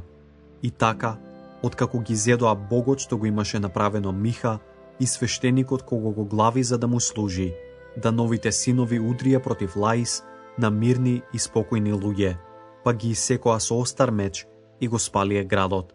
Немаше некој да им помогне на лаисците, зашто беа далеку од Сидон и немаа никакви односи со арамејците. А освен тоа, градот беше во долина што се тегнеше кон Ветреов. Потоа пак изградија град и се населија во него, и го нарекоа Дан по името на својот предок Дан, кој му се роди на Израел, а порано градот се викаше Лаис. Дановите синови си го наместија режаниот и леаниот кип, а Јонатан, синот Гирсонов, син Манасиев, а потоа неговите синови, беа свештеници на Дановото племе до денот кога народот беше одведен на заточение. И им стоеше режаниот и леаниот кип, што го направи Миха, и остана таму за сето време, додека Божјиот дом беше во Сило. Глава 19. Во она време кога во Израел уште немаше цар, во Израел живееше еден човек, Левит, како придојденик на крајот на Ефремовата гора. Тој зеде за наложница жена од јудиниот Витлеем. Откако му се расрди еднаш, неговата наложница го остави и се врати во татковата куќа во јудиниот Витлеем и беше таму некое време, околу 4 месеци. Незиниот маж отиде кај неа за да ја вразуми и за да ја доведе назад. Водеше со себе слуга и 2 ослиња. Додека и приоѓаше на куќата на таткото на младата жена, тестот го забележа и му излезе радосно во пресред. Тестот, таткото на младата жена, го задржа 3 дни кај себе, па јадеа, пиеја и ноќеваа. На 4тиот ден поранија, Левитот се готвеше да си оди, кога таткото на младата жена му рече на зетот: "Подкрепи се со залак леп, па потоа одете си." И така седнаа, па двајцата јадеа и пиеја, а тогаш таткото на младата жена му рече на човекот: "Остани уште ноќеска и нека се развесели твоето срце." Кога човекот стана да тргне, тестот почна да навалува на него, па тој преноќева уште еднаш таму. На 5тиот ден, Левитот порани да тргне, но таткото на младата жена му рече: "Подкрепи се најнапред." Така го поминаа времето заедно, додека денот не превали. Човекот стана да си оди со соложницата и со слугата, кога тестот, таткото на младата жена му рече: "Еве денот превали кон вечер, преноќувај тука и повесели се, а утре пораните напад и ќе се вратиш во твојот дом." Но човекот не ќеше да преноќева, туку стана и тргна. Така дојде до пред Евус, односно Ерусалим. Со него беа 2 насамарени ослиња, наложницата и слугата. Кога беа близу Ерусалим, денот веќе многу превали, па слугата му рече на својот господар да влеземе во овој евусејски град и да ноќеваме во него. Но господарот му одговори: Нема да влеземе во град на туѓинци, кои не се израелци, туку ќе одиме до Гаваја.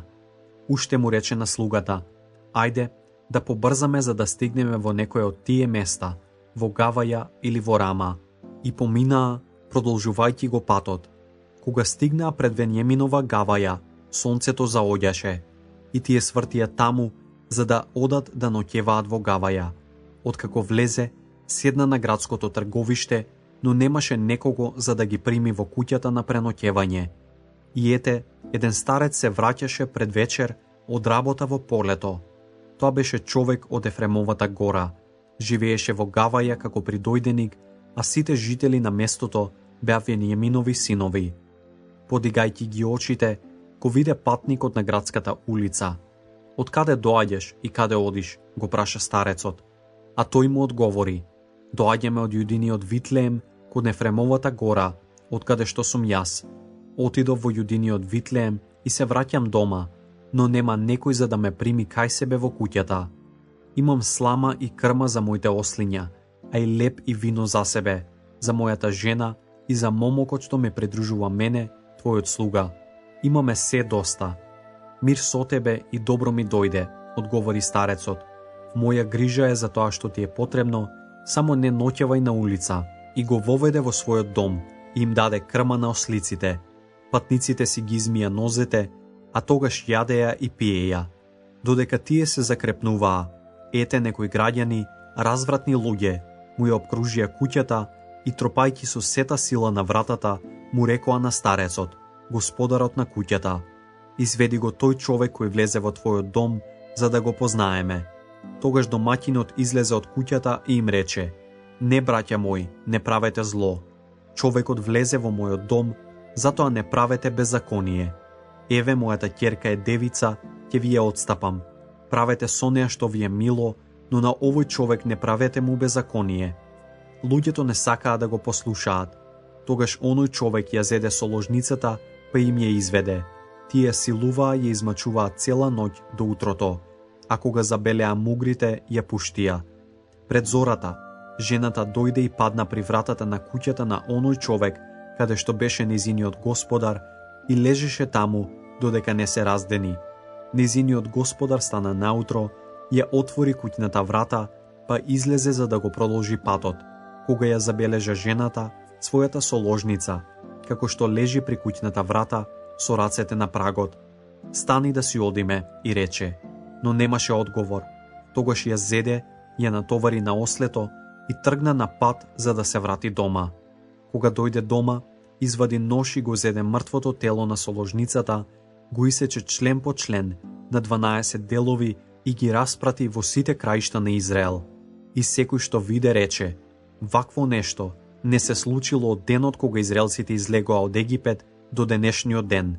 Треба за тоа да се размисли, да се посоветува и да се зборува. Глава 20. Тогаш сиот Израел излезе и се собра сета заедница како еден човек, од Дан до Вирсавеја и до Галатската земја, кај Господа во Миспа. Началниците на сиот народ, на сите Израелеви племиња, дојдоа на собирот на Божиот народ, 400 пешаци свикнати на меч, а Венијаминовите синови научија дека Израелевите синови се искачиле во Миспа. Тогаш Израелевите синови запрашаа: кажете ни како се случи злосторот. Леви, мажот на убиената жена, зеде збор: дојдов со наложницата во Венијаминовата Гаваја за да преноќам. А граѓаните на Гаваја станаа против мене и ноќе ја обкружија куќата во која што бев. Сакаа да ме убијат мене, а мојата соложница ја изнасилија така што умре. Затоа ја зедов мртвата соложница, ја исеков на делови и ја испрати во сите краишта на Израелевото наследство, зашто направија беззаконие и срамно дело во Израел. Ете, сите вие Израелеви синови, разгледајте го делото и одлучете тука.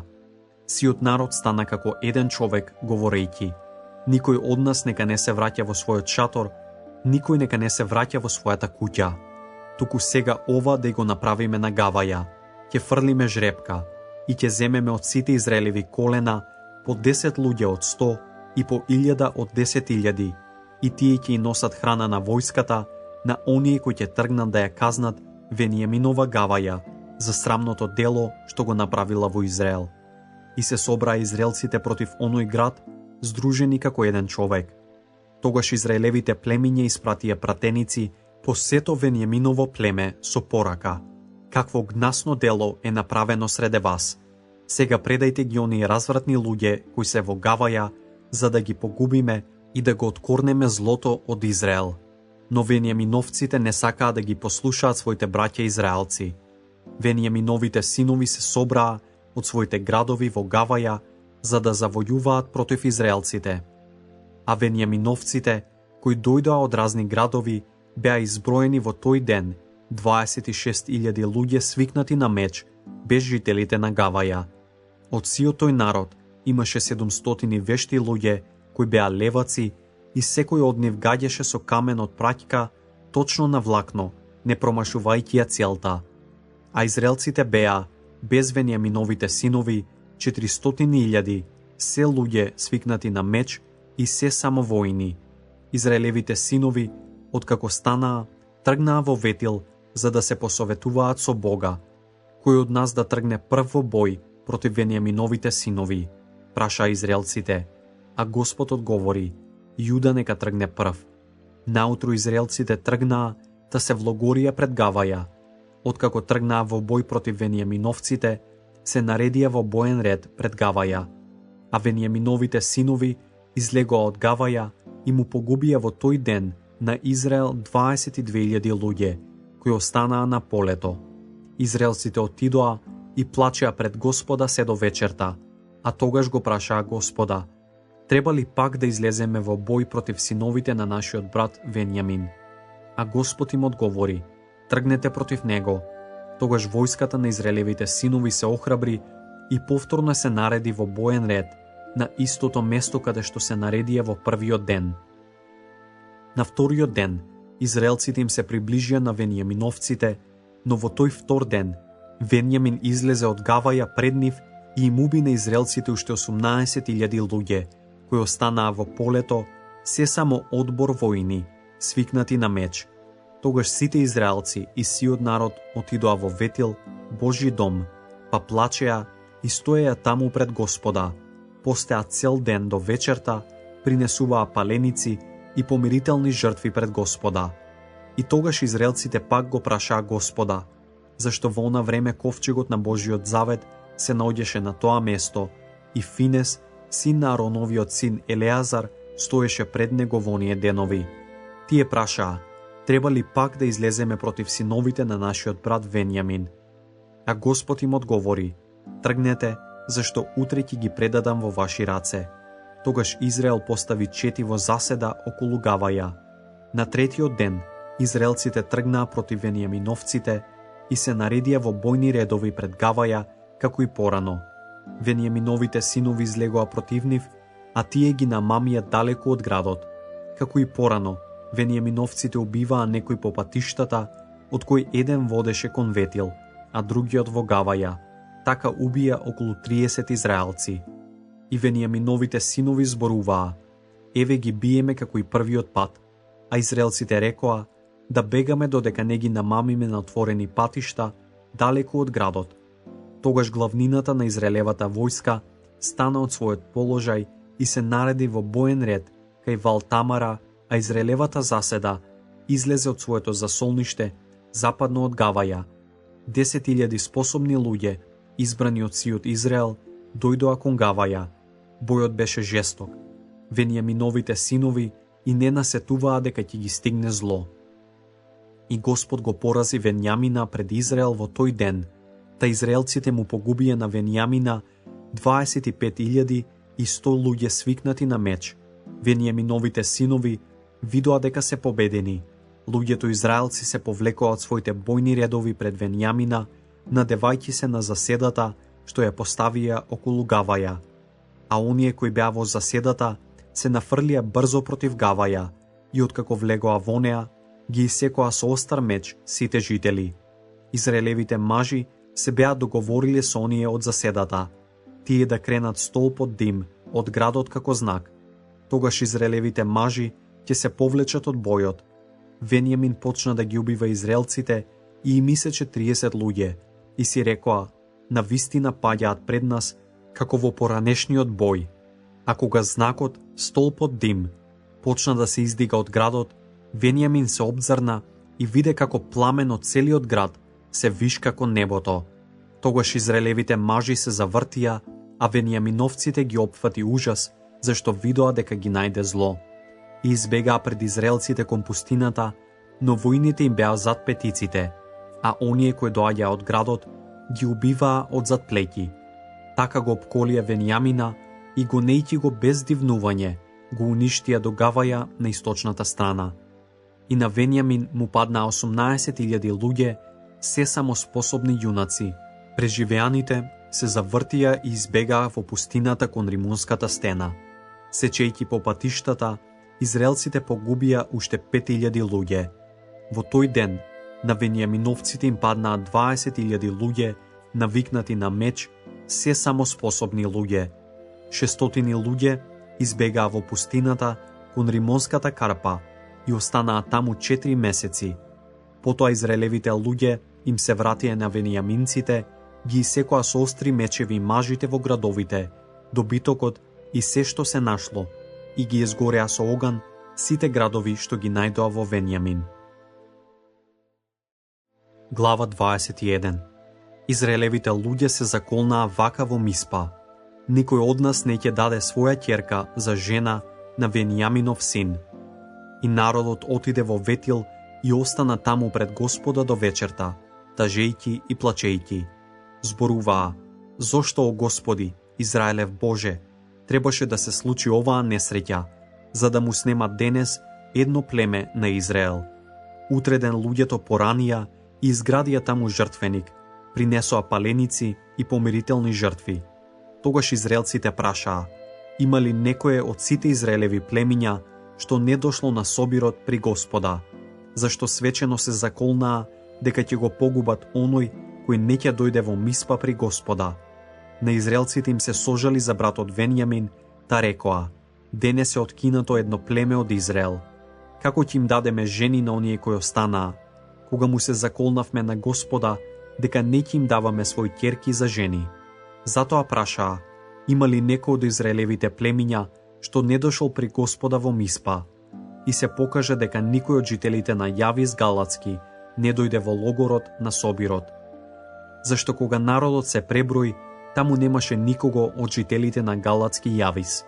Затоа заедницата испрати таму 12.000 храбри луѓе и им заповеда: идете и исечете ги со остри мечеви жителите на Галатски Јавис, заедно со жените и децата.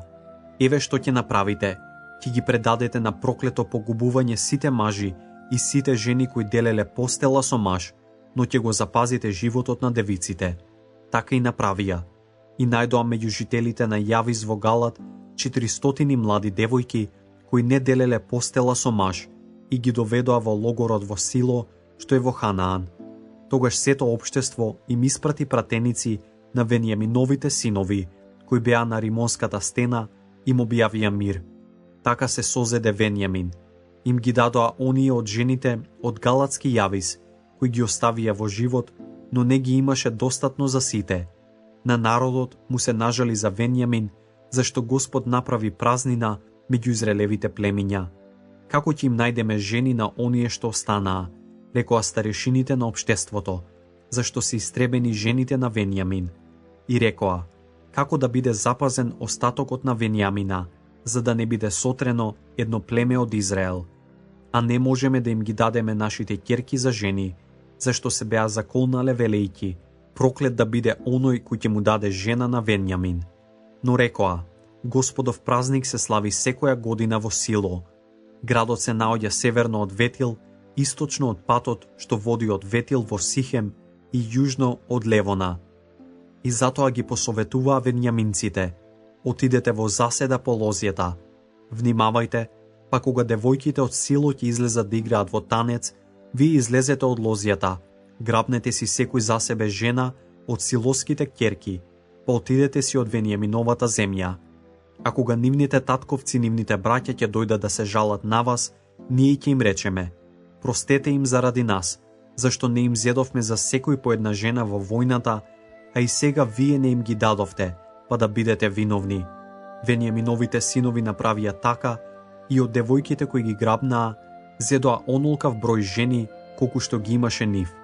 Тогаш си отидоа и се вратија секој во своето наследство, пак изградија градови и се населија во нив. Тогаш израелците се разотидоа, кој во своето племе и во својот род, и секој оттаму се врати во своето наследство. Во тоа време немаше цар во Израел, и секој го правеше тоа што му се чинеше дека е справедливо.